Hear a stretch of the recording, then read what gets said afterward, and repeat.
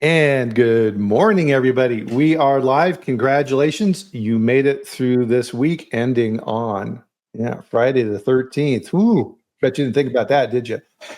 Anyway, we're glad you're here, and we're very happy that you're working in food safety and food quality and making amazing products. And it's a lonely job. And if no one says thank you, Campbell and I are going to say that to you here today. Thanks. We really appreciate everything that you do out there to keep our food safe. Absolutely. So if you're new to the chat, welcome. Pull up a seat. This is, of course, the Food Safety Chat Live. And every week at 10 a.m. Eastern, 8 a.m. Mountain Time, we live stream on LinkedIn and YouTube. And I have the distinct pleasure of bringing on a food safety expert to talk about all things food safety. And I'm very happy to have this gentleman back on with me, Campbell Mitchell. How are you doing today, sir? Hi, Bryan. Hi, everyone. So Campbell, we've known each other here a little bit, and so he's done some amazing things in his career, and we're going to be getting a little bit into that here today. But as everybody's filing in, so Elena, good to see you. Of course, I am in beautiful Loveland, Colorado, where we're having a very mild time of year. Very little snow. It's going to be almost 50 degrees here in Colorado. But Campbell, I think where you are, you're not quite experiencing that, are you? I'm in Chicago today. It's very cold, but no snow, unfortunately. So, but I came over from Michigan. We had about a foot of snow yesterday. So I love the snow. I lived in the Middle East for 15 years, so it's good to see the snow. It is. I wouldn't want to live somewhere where it's the same all the time. I like the seasons. It's, there's pluses and minuses to both, but yeah, the fall is my favorite. Yeah, September, going One and talking. unfortunate aspect I did notice is, as you see the seasons, you notice that you're getting older because you see the year passing, you see the time passing. Well, and that's a funny thing too, right? Is as you will say, as you mature, you would hear from your grandparents when you're younger that oh my goodness, time flies, and it's true. As you get older, time moves quicker, or the perception of time moves quicker, and it's a very interesting phenomenon. Yeah. So people are filing in here. So Tim, good to see Tim. I'm sorry. The portion of your life that 1 year represents gets smaller and smaller. So yeah, that's very, very true. So it's always a good thing when Tim is in Tennessee. So that means he's traveling for the week. He survived his traveling. Jordan, good to see you. Jane, nice. Welcome. Nice to see you here as well. So we were preparing for the chat here, and I was trying to find, once I realized, Campbell, that it was Friday the 13th, I tried to find a decent Friday the 13th dad joke. No luck. It was all it was Halloween type dad jokes. And I'm like, no, it doesn't work. And there was like kind of like goofy jokes like, does Friday the 13th ever fall on Halloween? No, of course not. It's not the 31st. Jokes like that it's like, not up to the standard my audience expects here relative to dad jokes. So I do have a dad joke that is more relevant. So Campbell and I both work and have worked in the dairy industry. So I came up with a dairy dad joke. So, all right, here goes the dad joke, everybody. Campbell, why do cows have hooves instead of feet? I don't know. Why do cows have hooves instead of feet? Because they lack toes. I like that one. Dairy jokes. I gotta remember that one. Yeah.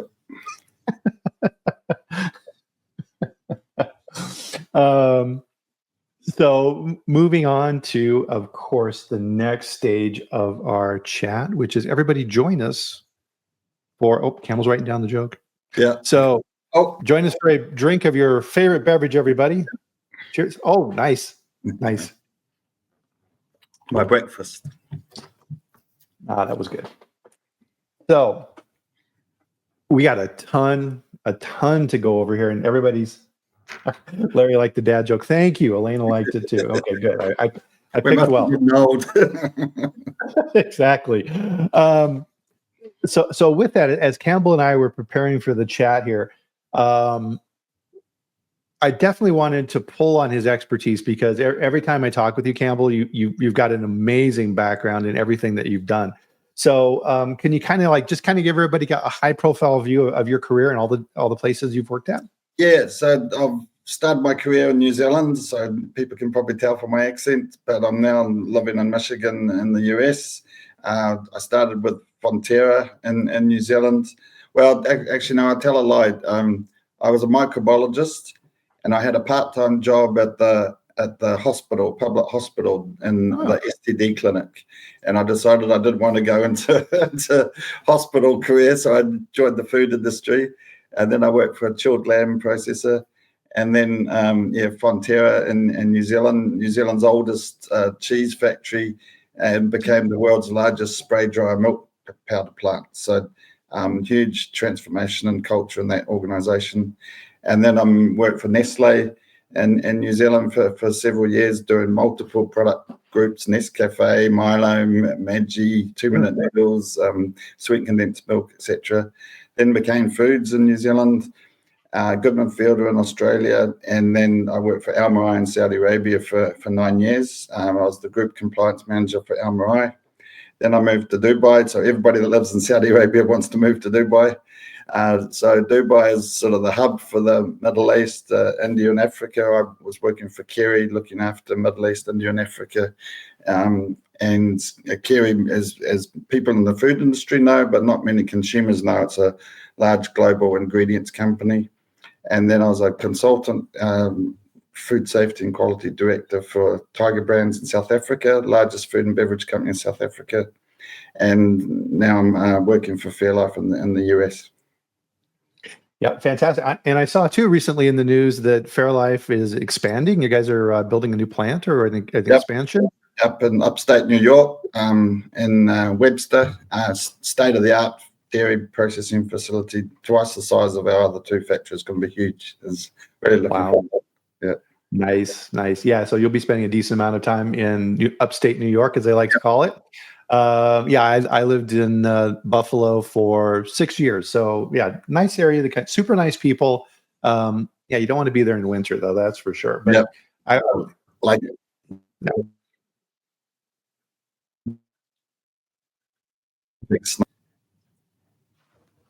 I'm good. Oh, there you go.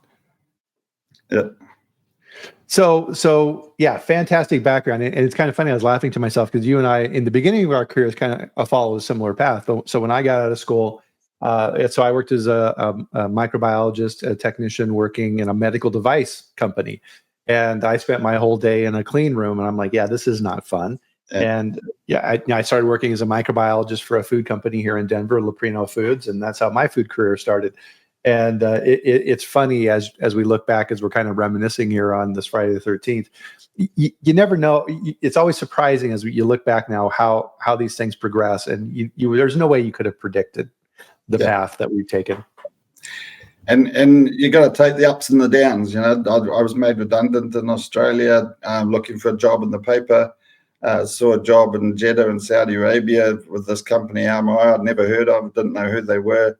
And it was the best thing I ever did. They were on a huge growth trajectory, and became the largest food and beverage company in the Middle East with dairy, bakery, poultry, infant nutrition, and really enjoyed my time there. So you never know what's around the next corner. One door shuts, another door opens. Absolutely. Oh, and that's a good point too. I mean, Campbell, is that sometimes we all think that our careers kind of have this nice even progression, and that's not true either. You're kind of going along, and then to your point, you take that risk and you go to kind of that next level, and it's super stressful. It's extremely challenging. You go into this new role with these higher responsibilities, and you're like, oh my, what did I do? Right? It's super scary. And then that's just kind of how it goes and then you move up to that next level.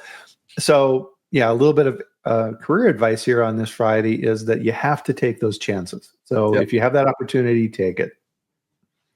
And it's really great to see people following you. You know, I think that's the biggest reward you get in your career is mentoring and coaching people and helping them develop in their career. And you do have to take those risks, but you have to be prepared. You know, so you got to build your own opportunity. You know, opportunity knocks for those that are listening. So you need to be ready when the door knocks. Yep, absolutely. And that's what's kind of cool about the community we're building here as well. As I look through the names of the people who are attending here, yeah, that next generation of food safety professionals are coming along, and we're here to help. So part of that, and this gets into our talk here for today, is learning from our mistakes and figuring it out. And part of what we lament here on the chat, Campbell, is a lot of times a big recall happens and we don't hear anything about it. We're like, oh my goodness, what happened at, what happened at Bluebell? What happened at Boar's Head? And we talk about these issues and we guess and we try and figure out what's going on, and we read 483s and warning letters and we look at the tea leaves, but the curtain isn't pulled back. It's really, really hard to figure out what's going on behind the scenes, which is what we're going to kind of talk about today. And now with that, we still need to be judicious in what we talk about because we need to make sure to maintain confidentiality and all these type of things. But I mean, what we wanted to talk about here today was a very important step in your career that you were involved with, and that was, as you'd mentioned earlier, Campbell, was Tiger Brands. And so first off, who in America, we never heard of Tiger Brands before their big recall, but who is Tiger Brands? They're a very interesting company, actually. So Tiger Brands is based in Johannesburg in South Africa. They're more than 100 years old. The name Tiger came from Tiger oats. So they were producing oats. They imported rolled oats and sold them. So in Africa, oats is a very staple part of the diet. And they've grown to be the largest food and beverage company and FMCG company in Southern Africa. They have leading brands in every aisle of the supermarket, so everything from fly spray to baby food. And I'd hazard to say that that's probably one of the contributing factors to the recall, was they had fingers in too many pies. And I see that in a lot of companies in the Middle East as well, that they tend to, and you see it in Southern Asia, they tend to want to be part of everything. So I think it's important to have the right level of resources and specialists and knowledge, and you need to know what business you're in and what the risks are, and resource it appropriately. But you also need a sort of an enterprise-wide sort of culture of risk management that right up to the CEO, that they understand the business and what they're doing and what they're in. And when you've got, I think they had more than almost 1,000 different SKUs. Wow. It's very hard for you to be understanding of all the risks for all those different types of products. Everything from home care type products to like I said, fly spray and pest prevention products, and then also at the time it was bologna, which is like a sliced luncheon sausage product. And they don't make that product anymore. But the problem is, with these large brands, is the bigger you are, the harder you fall. And it's all very well for one small luncheon sausage company in Africa or Australia or somewhere to have a problem, and then that company, there's been numerous examples of those types of companies have problems and end up closing their doors, but you never see that company's name on the newspaper when they're owned by a larger conglomerate, So I always say that with to my when I'm doing food safety and HACCP training, we're in Almarai, we had several minor brands, like Luzine bakeries and things. And I'd always say, well, if we had a problem in one of our bakeries and we had a food safety issue, it wouldn't be Luzine Bakery that people say in the newspaper, oh, the Luzines had a problem. It would be Almarai, the largest food and beverage company in the Middle East. They've got a problem. So I think it's that brand risk that is not often always understood at those top levels when they have these multiple different parts of the organisation. It's very hard to keep track of, and Right. understandably so. Yeah, that's a very, very good point, because and this gets into when you're large like that, a lot of times too, you have co-manufacturing locations that are making your brand for you. And there was a large recall in Canada recently with Silk soy milk and Great Value soy milk for Listeria, where people got sick. And this was co-manufactured at a manufacturer in the Ontario area. Nobody knows who that is, right? They know Silk was involved, right? So that's directly hitting at the brand. Yep. And for me, as a food safety professional, that's the biggest risk, I think, to our brand, is when we outsource. We use a co-manufacturer, or even packaging suppliers. So packaging is often overlooked. You've got food contact packaging that is goes straight to the product after it's been cooked or after it's been processed, but that's the first thing the consumers touch, and that touches the product. So quite often we overlook our packaging supplier, our co-manufacturer, third-party manufacturer, and then always the distribution chain and the third-party logistics. Things can happen. I remember in South Africa we had some bandits turned up at one of our warehouses, held the warehouse staff hostage with machine guns, and pulled up with trucks and forklifts and took all the product out of the warehouse, and they held the warehouse product hostage. They said, you have to pay us lots of money before we'll give you all your product back. But there's been a lot of cases, and that brings me back to the food safety recall in South Africa with Tiger Brands. A lot of the cases were because the product was discarded.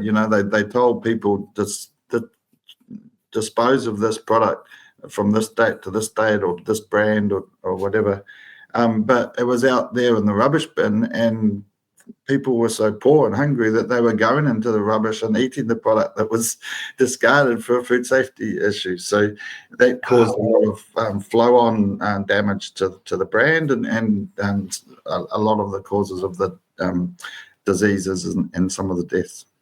Wow. Yeah. And so with this polony, it's kind of interesting because how much this parallels Boar's Head, because in this issue, right? So polony sounds very similar to liverwurst, which was the issue with sausage type. Yeah. Yeah. And so with the South African issue, and this is one of the biggest food safety issues that I'm aware of. So there was 1,065 cases of Listeria, 218 people died. Yep. And a lot of those were children, weren't they? Yep.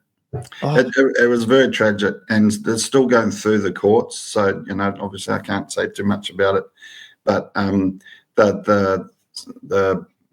government was very proactive on the testing and the traceability and everything. So that's something to be said for the health department in South Africa, that they were so proactive, and that's part of the reason why it became so widely publicized. I'm sure there's situations like this occur in other countries where we don't have such good track and trace, and we're not able to determine the cause of a lot of the illnesses and deaths. Yeah, that's a good point. So a lot of times it's kind of like pest control. If you see a mouse, that means there's probably 10 or 15 more that you don't see. And in those areas, I'm sure lots more people got sick and that we never even knew about. Terrible. So you had a hand in helping them after. So this recall happened and everything. This was before you, right? Yeah. So, and I wasn't even part of the recovery. There's a very good friend of mine was brought in as a food safety director to help turn them around, and he did a fantastic job, Eduardo. And but I was in South Africa. I was recruited, but it was going to take me 6 to 8 months to get my visa to go to work there. So I was waiting to move there. So I was still working sort of remotely from Dubai, but certainly involved in a lot of the understandings of their organizational structure and improvements with food safety and quality, and they came along leaps and bounds. I think one of the key learnings is really bringing quality up to the C-suite. So we had a chief operations officer who had a very strong fundamental understanding of food safety and quality, and he was really the responsible for turning it around, and he did a fantastic job as well.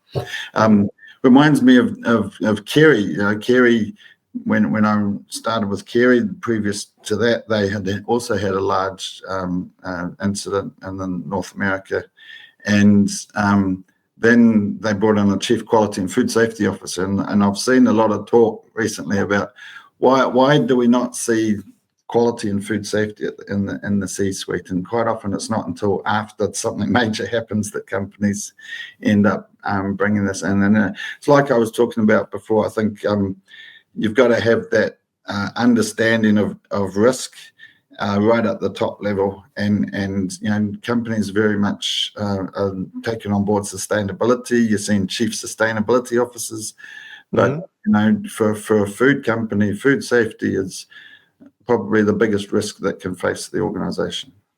Yeah, absolutely. And so when you came in with Tiger Brands, then Campbell, what did you tackle first then? So you're talking about making sure that senior leadership was involved. What else did you look at in the company? A lot of it's the knowledge and understanding. So food safety knowledge, food safety understanding, doing the right testing.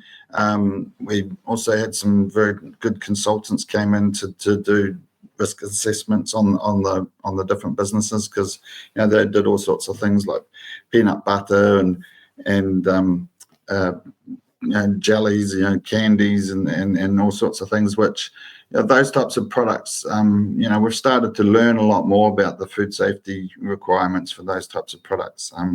I remember when I was working for Nestle, we were making Milo and a hot chocolate drink, and it became sort of widely known around the world that Salmonella could survive in dry environments, and up till then everybody was thinking, keep it dry and it's safe. Yeah. So I'm showing my age there because that's about probably 20 years ago now, but still I remember talking to starting doing the first environmental swabs, and that's something that people just don't appreciate. Same when I was in Armentrout, we had a CEO who bought some 25 kg bags of milk powder, and he wanted to pack them off into 2 kg bags of milk powder, because then he could sell them for 10 times the price. That was a really, really profitable business. But with no food safety controls, just pack it off in the warehouse, like open the bag and tip it in, and away you go. I said, no, sorry, you can't do that. You need to, let's put some hygiene barriers in place. So I think people don't understand the risks. And so I think with Tiger Brands, a lot of the implementation of the turnaround was the education, the understanding, putting in qualified people in key roles like quality, food safety, auditing, microbiology, sensory, supplier audits, supplier management, risk management, those types of roles, which previous to that they really didn't have a lot of exposure. So it was probably likely to happen, if not in bologna and something else, because of this lack of understanding of a lot of the risks. Well, and they have had other issues since this polony as well, right? So they had a gigantic recall with canned goods. So I think, was it 2 years worth of canned vegetables and other products that were recalled because of bad cans from a supplier? Yeah. And I think that's something that they, sometimes companies do recalls because they have to, they're forced to. Other times they do it because they're taking responsibility. And I think that is probably a really good example with Tiger Brands. The first one, that's still being argued about in the courts, who was at fault and what happened. that with the cans, that was a proactive recall because one of the staff noticed that there was some leaking cans, and they went back and looked at the supplier and said, well, hey, the supplier doesn't have good controls, potentially all this product is affected. And really there was no apparent food safety risk. Like leaking cans happen, it does known to happen in the canning industry. I used to work in canning in Nestle and also with McCain Foods.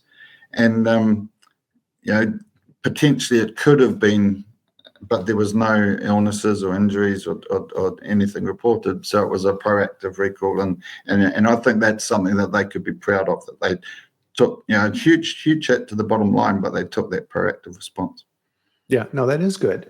And I think really that kind of gets back to what you had mentioned earlier, which I want to kind of circle back to, Campbell, is when you went in and working with Tiger Brands, you first started talking with the people, right? The first thing that you mentioned when I asked you about that was, okay, I went to and talked with the chief operating officer. He had a really good background. He was very strong in that area. And that's key, right? Is that it's the people side of things that is important. Yep. And a lot of times, especially at the senior level, the CEO is brought in, and a lot of times, Campbell, people don't understand this, is that the board of directors is there to lead the company. A lot of times you don't see them. You don't know who they are. They never show up. They have meetings somewhere else, but they're the bosses. They hire the CEO. The CEO is then responsible for putting together the team that hits the objectives that the board of directors have put in place. And it's a CEO's job then to be the executive who is then leading this whole effort within the company. And most times, I won't say most times, but a lot of times they are hired because of their ability to run companies, not in their ability to manage food. So a lot of times you'll see this in the food industry is you'll have a very strong executive who comes into the food industry from automotive or something completely foreign to food manufacturing. And the basics of how they do their job are the same, right? It's like, okay, what's our P&L? What's our efficiency? What's our yields? How are these plans being executed? What's our marketing visions? All of these type of things that the CEO needs to worry about. And they have no understanding of food safety, because if you come from automotive, seatbelts or things like this, but food safety, what? They have no idea. So I think that's one of our biggest challenges in food manufacturing, is that educational level at that C-suite, as you were talking about earlier.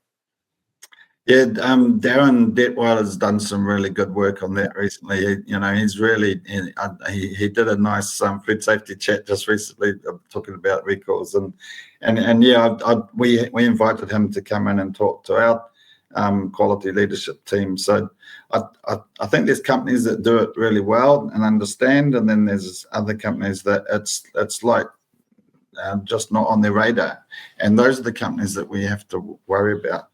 I have noticed something different in the sort of the culture in North America versus Europe.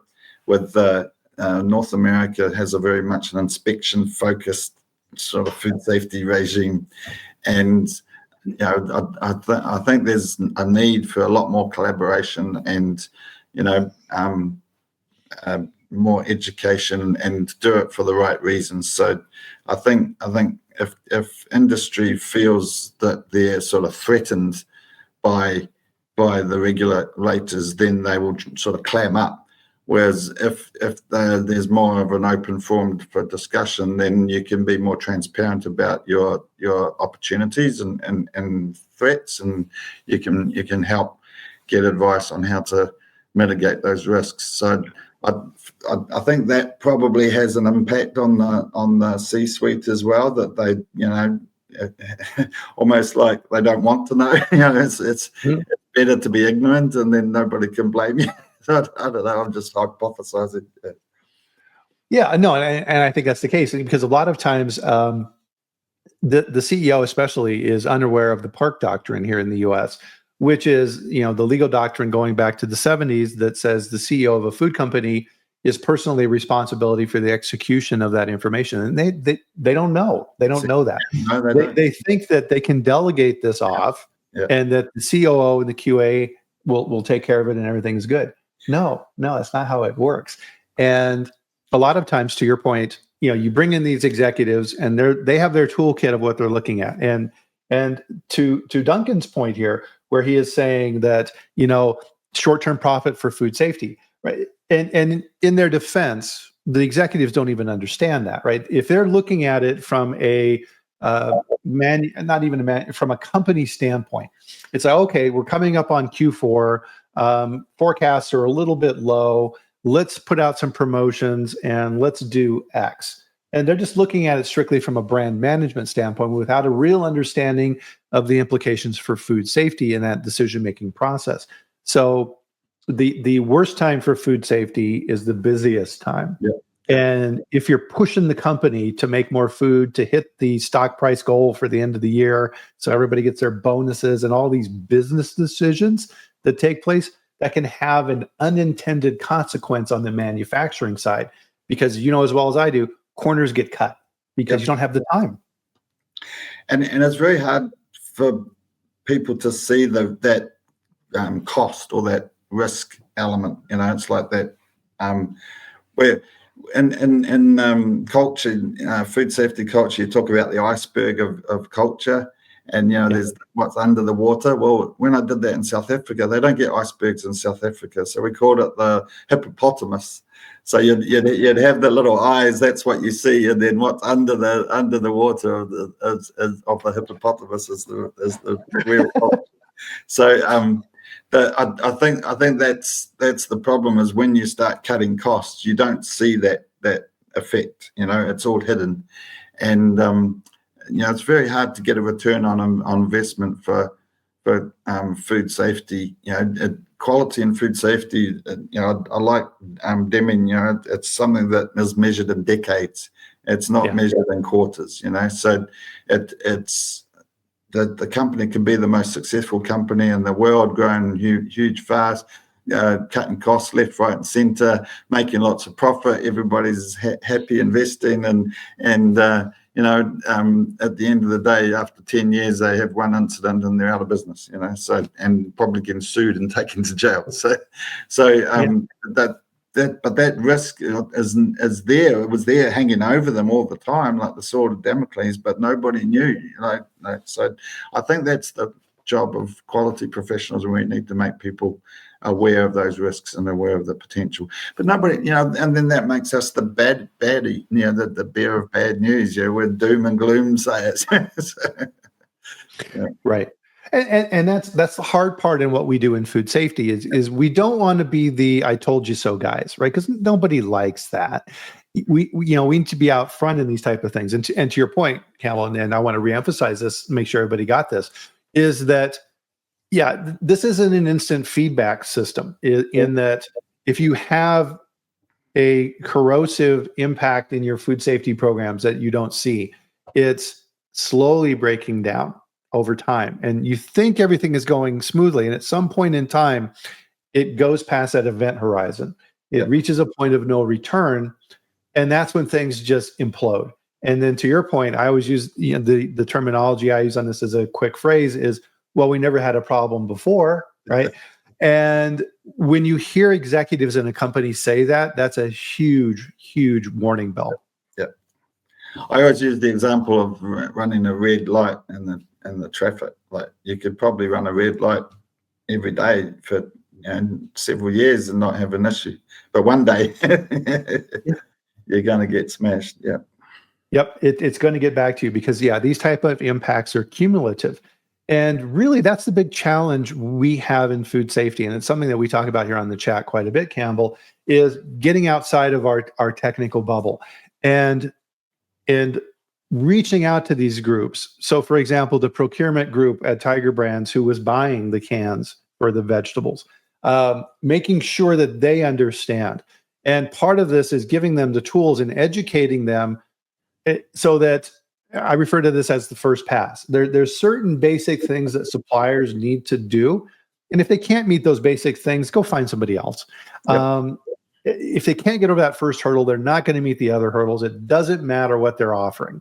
And if you can teach your procurement group to think that way, that saves you a ton of work. And We recently had an issue in the Middle East with temperature abuse in the distribution, but the audit, it's a low risk warehouse. Maybe once a year, once every 2 years. How often do you audit your finished product warehouses, especially outsourced ones? And yet the sales guy was going there once a month. He should have noticed that the temperature was wrong for the product. So again, it's quality is everybody's business. It's in everything you do, and everybody needs to take.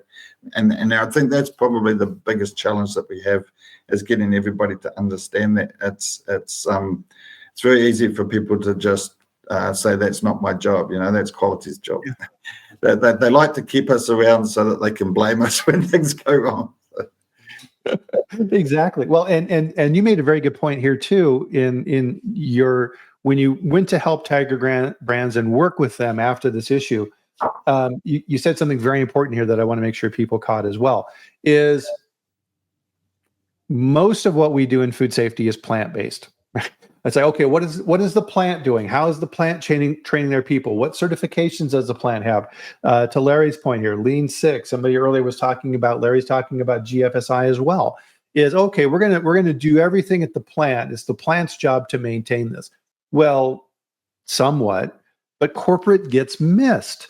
And if you need to move this upstream as far as you can. So, for example, the senior leadership, to your point, Campbell, comes down and says, okay, for next year, we're entering a growth phase. We need to improve our revenue, and we're going to do that with new product launches. R&D, get out there and launch new products. And R&D is like, okay, right? And R&D loves to create new products. And so they're figuring out new things and new products, and they're whipping this up. And their mandate is get these new products out in the market as quickly as possible. And a lot of times, Campbell, in quality and food safety, we're downstream. And we only find out about this when it's a month away from launch. And all of a sudden, the R&D guys are saying, hey, we're heading out to the plant to do some trials, and we're going to do some pilot runs. And we're like, well, what? What do you, oh, no, yeah, we're launching 10 new products. And it's just like, no, I've got a million questions. Yeah. Too late. You need to be up front, don't you? Yep. I've seen that happen so many times. We were very fortunate in Almarai. We were able to implement an integrated management system Almarai is unique because we're the world's largest vertically integrated dairy company. So they grow grass in Arizona and Argentina. They have 180,000 cows in the middle of the desert, and they distribute their product fresh every day to 100,000 customers throughout the Middle East. And they own the fridges inside the stores where they merchandise the product. So complete end-to-end dairy supply chain. But with the integrated management system, we had quality auditors within R&D, within procurement, within capital projects, within supply chain, sales, distribution, farming. So I think companies that really hold quality and food safety dear, and there's some really good ones out there. You see quality populated within the organization. It's not just stuck to the factory, and that's probably the biggest takeaway message we can give today is take quality out of the factory. Exactly. And Cortland and I use the same terminology, design control, right? That is this whole process within a company of how do you create or manage or change within your company? How do you create these designs? And a lot of times there was a very wise project manager I worked with in the past. And he said, the new products that you launch aren't the most important things. It's the products that you kill or stop that are the important things. Yeah. And you have to have robust systems in place because everybody thinks that their ideas are a good idea. And you end up with all these products that are launching that probably shouldn't be launched.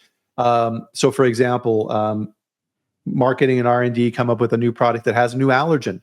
Oh my God. Hey, wait, what? What do you mean a new allergen, right? So now you're introducing a new allergen into your production facilities, and they don't understand it's probably going to cost tens of millions of dollars to redesign everything to control that new allergen. all of your profits from this new product are gone because of that. And they don't understand that. Design for quality, quality by design, and then food safety by design.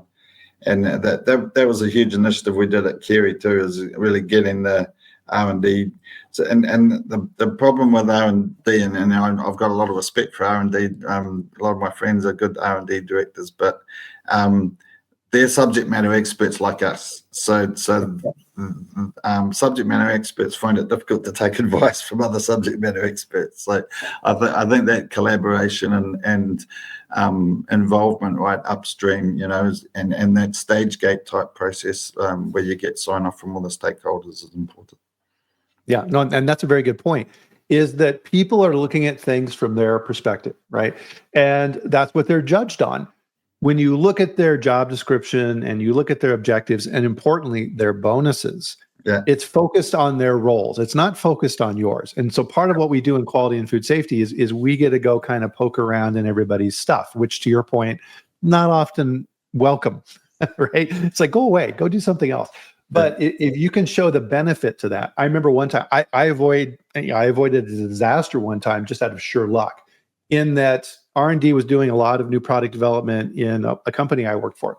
And I happened to be on the floor in the plant walking around, and R&D people were all over the place. I'm like, what's going on here? And there were some new R&D people who didn't understand the processes we had in place.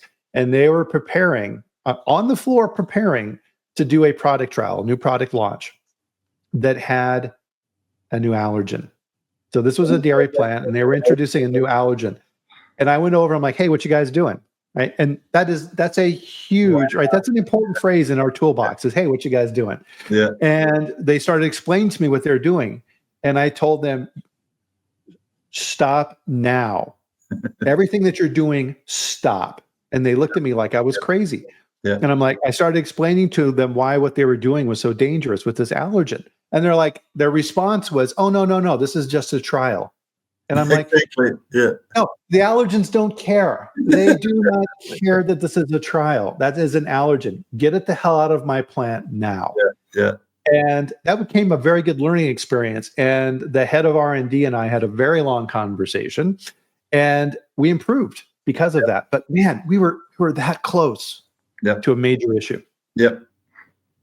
And that's the number one cause of most recalls is undeclared allergens. Yes. It's a huge food safety risk. When I was at McCain Foods, we were making frozen dinners. We made 40 different SKUs. We had about 3,000 different suppliers, and the HACCP team was saying, "Oh, we're going to have all this color-coded equipment and big clean downs between products," and because each product had its own set of different allergens. And I got Kerry ingredients to make me a little sachet that contained all the 8 allergens, and I added it to every product that we made, and we included it on the ingredient label. We got marketing to approve, and so every product included every allergen. So I didn't have to do any CIP for allergens or color coding or anything. I was very happy. My pantry manager thought that was a great idea. But obviously it needs, but I think the key with that was it was a business decision. Right. It was decided right upstream as part of the product development, as part of the packaging design, as marketing involved. We decided that people that have allergens don't normally eat frozen dinners anyway. It's not something that they would consume, even if it was properly labelled. So we made sure that every product contained every allergen, and we just said these products contain allergens, and that's because it was going to cost us a huge fortune to do all the segregation. Right, and in some cases, I mean, you can't.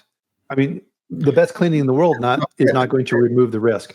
So, for example, sesame seeds, right? That's a hot topic. I used to work in the baking industry, bakery, and making like sesame seeded buns, and then trying to make seedless buns with no risk that the sesame seeds are in the bun. It's impossible. You cannot do it. It is. It's impossible. And so part of that, to your point, Campbell, is sometimes, and you're taking the right mindset in that approach is how do I protect are allergenic consumers? How do I make sure that they don't accidentally get an allergen that they shouldn't get? And you have to, and I think that's a good point that you brought up there. You have to get outside of your company and think about it from the consumer standpoint. Is okay, what do the consumers care about for food safety? What do the consumers care about for quality? And how do I help teach the other pieces in the organization that important criteria? And this is where consumer complaints are gold, right? So nobody likes complaints, but the consumers are teaching the organization what they do not like. And most people, we're consumers, right? We don't talk about this. It's like we get a bad experience. We're like, oh, God damn it. And, you just grumble about it and you move on. But some people will complain. And the rule of thumb I use is it's generally around 10x, right? So every person that complains, at least 10 other people had the same issue and didn't complain. They just bought something else. I've heard 25 times. There's been studies that say at least 25 people don't complain for everyone that does. And in the age of social media now, they're taking pictures of it and they're posting it on X. They're posting it on LinkedIn and say, look at this garbage product that this company makes. Part of what we need to do in quality is take that data and educate the other areas of the company in those defects. There's a client company that I work with who produces a fantastic beverage product. And Pareto rule is an amazing thing, right? 80-20. 80% of the complaints in this company come from two categories: taste and texture. They don't care about anything else. Taste and texture rule the day. If you screw one of those two things up, the consumers are going to let us know. So then you can use that in the organization to teach everyone else why those things are so important. 100%. And I think there's a lot of, in most food organizations, there's a lot of focus on getting the product out the door. And once it's gone, they sort of forget about it. That customer feedback is, if you are, selling lemonade at the end of your driveway and giving it to them, you'd get that immediate feedback. So I think we forget that there's consumers out there sometimes. Yeah, absolutely. And when you're getting that feedback from consumers, if they have the ability to put verbatims, so they can answer the questionnaire, and that's fine. Yes, no, good, bad, whatever. But always have room on your consumer feedback. Ideally talking with people, but if there's other methodologies, okay, that's secondary.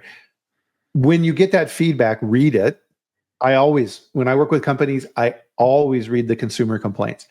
And if you can, have your quality managers in your plants send out those complaints for those particular plants. Have your quality managers read them and post those complaints in the plant. One of the best programs I had is we would do that. We would every month we would take the consumer complaints and we would print them out and we would post them on a bulletin board outside of the employee locker room. And one month I was late. I didn't get them in on time. I was traveling or whatever. I had employees in the plant emailing me and saying, "Where's our complaints? I want to see." And you don't need to think about that in negative terms too, because if we had consumers that were giving us praise, we would post that too. And it was fantastic feedback for the employees from both of those sides, because then they were getting direct feedback on the things that they were making, those precious products that they were making and how they were performing. Taking that back to food safety, one of the best examples I saw for reminding people that, because companies, especially like Fonterra, you're making white powder. And how is that food? It's white powder in a 25 kg bag that goes on a pallet. Like that's not food. So people are just shipping it. It's all about production and numbers and cases. So they really wanted to bring home this idea that the product that they were producing is actually food that people are eating. And they got examples of all of the use cases where that product is being used, and they put up photos of it inside the production hall or outside of in the cafeteria. And then they got the children of the employees to take photos with those products, drinking or eating those products.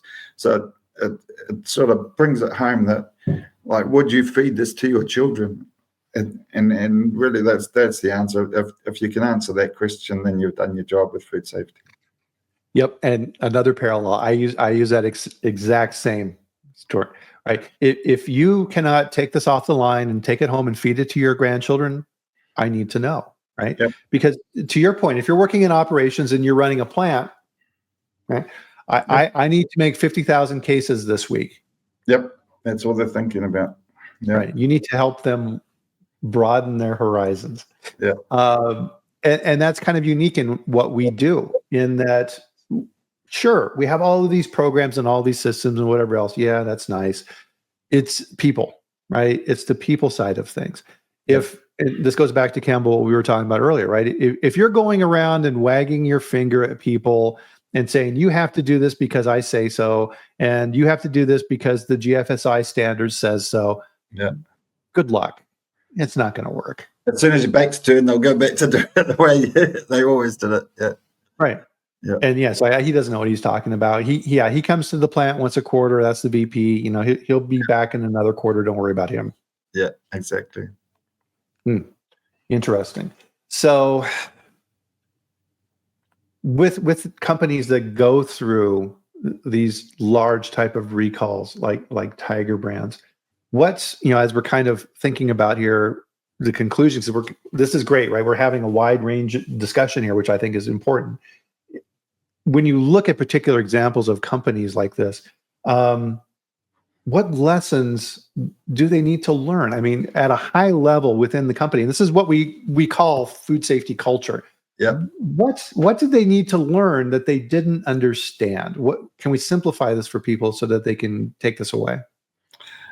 Yeah, I think there's a lot of detail you can go into, but I think in a nutshell, it's that risk management. For me, it's and with Tiger Brands, the board got set up and took notice. It had a huge impact on the shareholder share price, and so I've never seen a board so engaged in food safety when I was engaged with them. So every quarter, as the food safety director, we had to present the results of all our environmental monitoring, product sampling, food safety culture surveys, lab testing, all that sort of stuff to the board of directors, and that's quite rare in most food organisations. But I think it shouldn't come to that.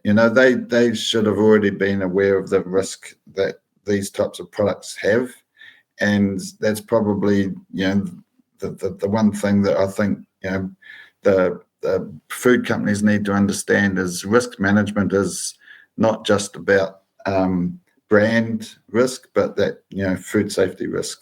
And if you're in the food business, there's no bigger risk to. And going back to sustainability, when they talk about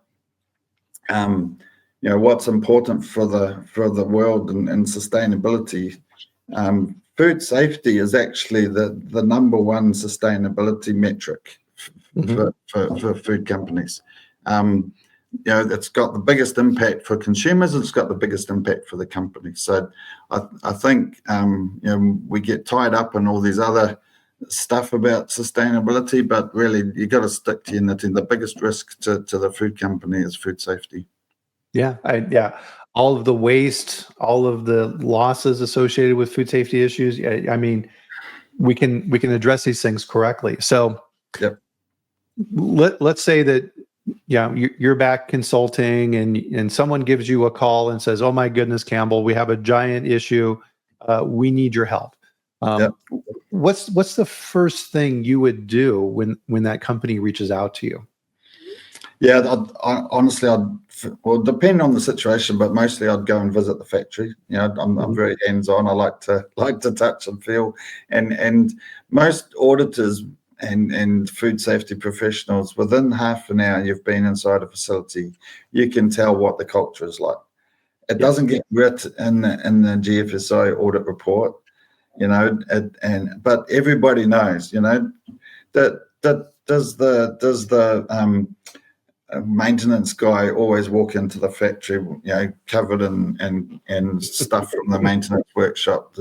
The 10 people walk past the hand wash station and nobody washes their hands. Does people only put their hairnet on when you're walking past, and then and a lot of food companies, they don't realize that there's all these sort of leaders within the company that are not necessarily the organizational leaders. They're the culture leaders, that they're Yes. hidden leaders. And so you can pick up on the, who's driving this. Is it the naysayers, or is it the do-gooders? and then I would go to the senior management and give frank feedback, and work out, sometimes a change of management is needed when you're trying to recover from a critical incident like that. But quite often it's just retraining, re-engaging, re-understanding of the priorities, and it all comes back to the risk management, and hopefully the business sits up and takes notice and understands that food safety is worth investing in. Yeah. Okay. Yeah. So the first thing you don't do is go look at their last GFSI certificate and really? Wow. You actually talk with people. Yeah. Yes. Yes. Yeah. Certificates don't make product. People make product. And yeah, go ahead. I'm sorry. I'll just agreeing with you.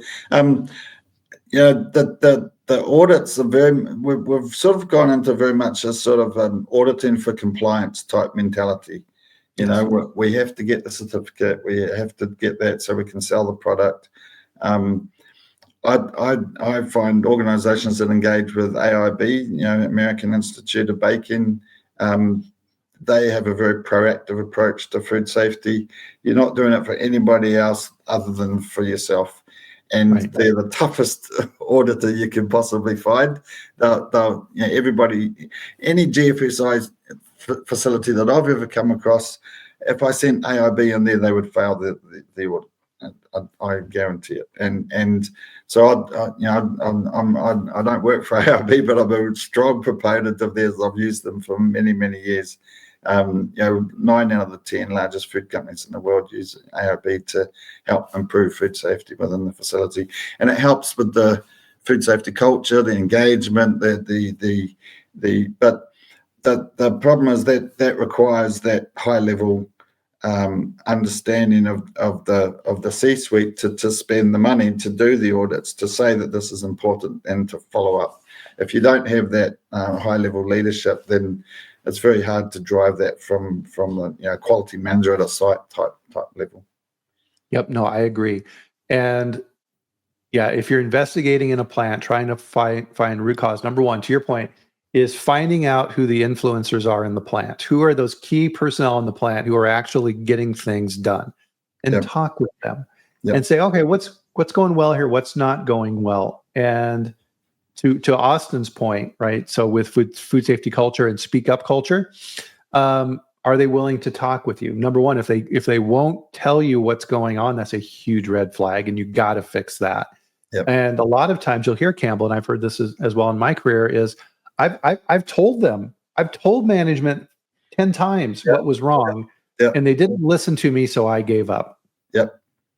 And probably what's worse is that silent fear culture, when people don't even want to say anything. And the last guy that said something, he's left the door, he's out the door. So, and I do believe there was an element of that in Tiger Brands and the old Tiger Brands that led to this, and you probably find that in most food companies that have major recalls, there's an element of fear.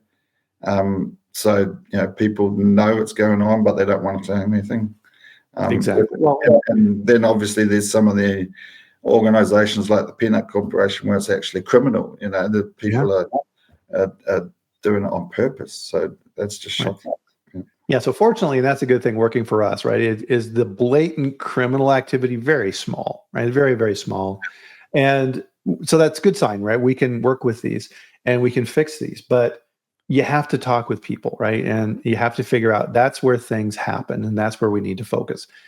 Programs are good and we need them, but they're they're a tool. That's all they are, is they're a tool. So gosh, we're almost out of time here, Campbell. Any final thoughts for everybody? I just want to say thank you, Bryan. It's really great to talk to you again. And yeah, like really, really support what you're doing. You do a fantastic job helping the food industry focus on food safety. So really appreciate it. Well, thank you, Campbell. I appreciate all that you do as well. And of course, everyone who is joining us this week and all of these fantastic food safety professionals who are investing their time, right? They're spending an hour with us every week, Campbell, to improve their knowledge and bring things up a little bit. And I know I improve my knowledge as well, too. So it's a very reciprocal relationship. And we appreciate everybody and all that you do. And with that, guys, we got to bring our chat to a close here for this week. So thanks to Campbell, my guest. Thank you, of course, to everybody. Tasia, thank you for seeing you here as well. And of course, we'll join you here next week because food safety doesn't care that it's December. We're here every week. So we're going to be back at 8 a.m. Mountain Time, 10 a.m. Eastern for the next chat, where I bring another fascinating expert like Campbell onto the show. But in the meantime, guys, everybody have a great weekend. Enjoy yourselves. Take care of food safety next week, and we'll see you then. So have a good one, everyone. Thanks a lot. Have a good day.